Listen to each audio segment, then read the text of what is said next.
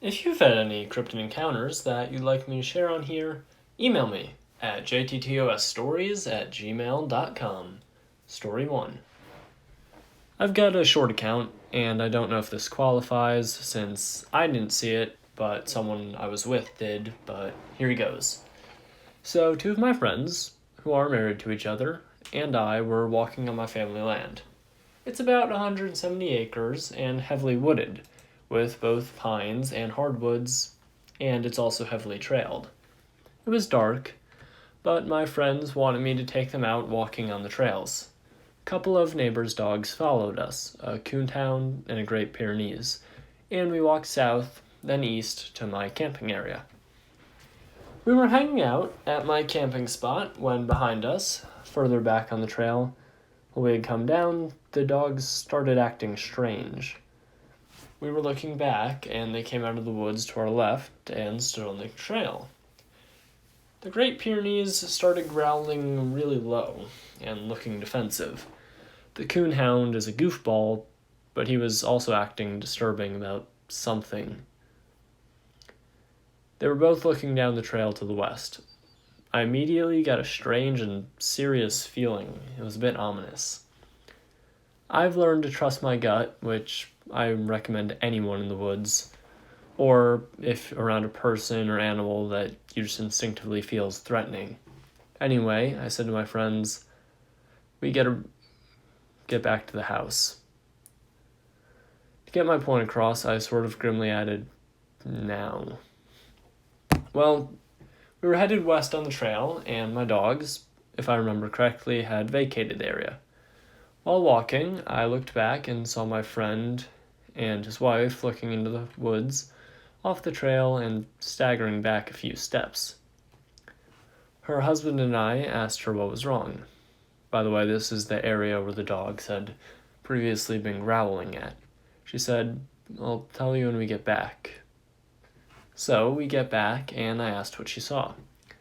She told us that she felt she needed to look off into the trail, into the trees, and she saw something halfway behind a tree looking at her, since we all had headlamps on.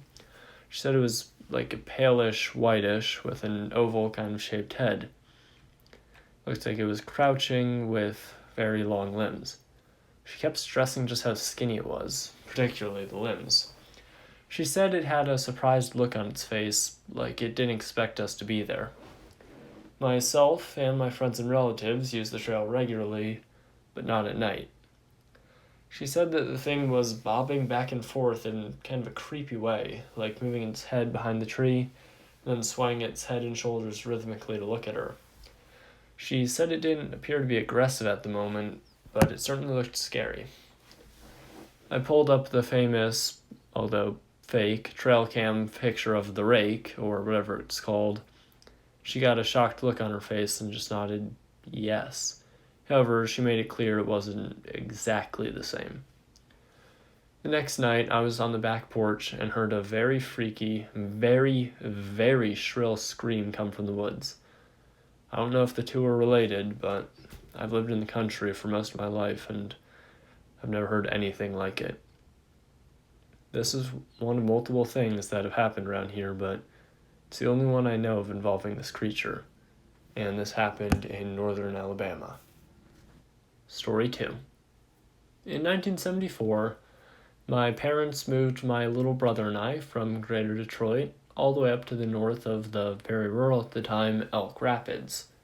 My father bought a small roadside motel, and he and my mom had a real go at it. This place was magical for me as a 5-year-old. Snakes, turtles, frogs.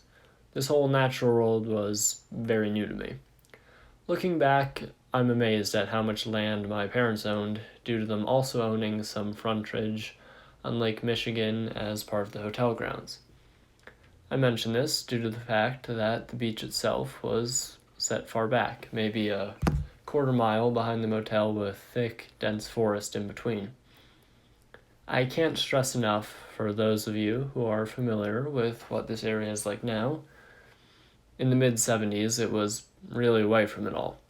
So much so that my dad learned that there was a Native American family living on this land, in the forest and that they needed access to the hand well pump in the barn in order to have water, which he gladly allowed to continue. Looking back, it must have also been quite the adjustment for my parents as well. So it was during one of those summer nights when all the windows were open, the breeze was blowing in, and the curtains were billowing that I shot out of bed. Again, I was 5 at the time, and I still cannot say what got me up in the middle of the night. It was definitely late. Everyone was sound asleep, and the whole place was dead silent. I remember being frightened, and I remember that I had to get to my parents' room as quickly and quietly as possible. This is where my memory is more acute. I remember that my parents' bedroom window was open. I remember the sheer curtains billowing in on the breeze. I stood at the doorway to the room, looking at my parents sleeping, then going back to the window.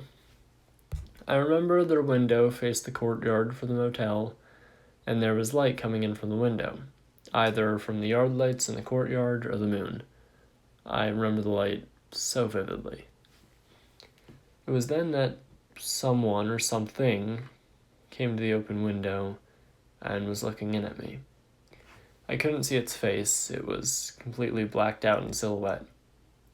All I could see was the halo of long hair everywhere, not just its head, and it was all lit up by the light behind it. The sight of it broke me from my spell, and I crossed the room and dove in between my parents. I laid there, being as quiet as possible, knowing that it watched me run across the room.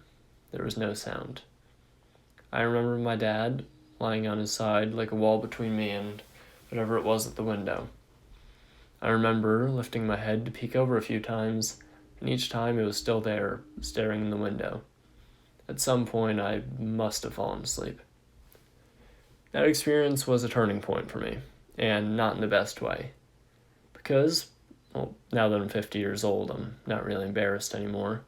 From then on, I really struggled to sleep on my own and was always trying to sneak in my parents' bed well into grade school. I really dreaded going to bed, even when my brother and I shared a room. Looking back, I wish I would have said something to them about what happened in that moment, but what would they have done?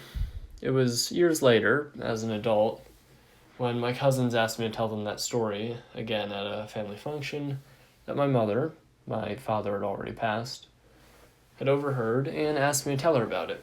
I could see it in her eyes that a lot of pieces fell into place. As I write this and think about that moment when I stood at my parents' door, watching the window, I realize now I may have been expecting it to see there. Maybe I saw it at my bedroom window and thought it might follow me. Thanks for listening.